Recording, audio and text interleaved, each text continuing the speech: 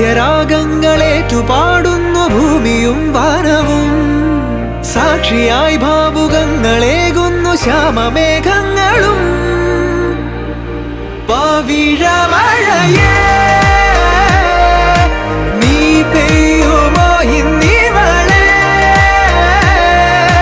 നീ മൂടുമോ വെൺപനിമതിവളിലെ മലരുളി അഴകിലെ നാളങ്ങളിൽ. എൻ കനവുകൾ വിതറിയ താരകങ്ങളെ കാണുവാൻ കാത്തു ഞാൻ. ദൂരെ ഒരു മഴവില്ലിന്നേഴാം വർണ്ണം പോൽ തൂവൽ കവിളിണയിൽ നിമ്മായാലാവണ്യം.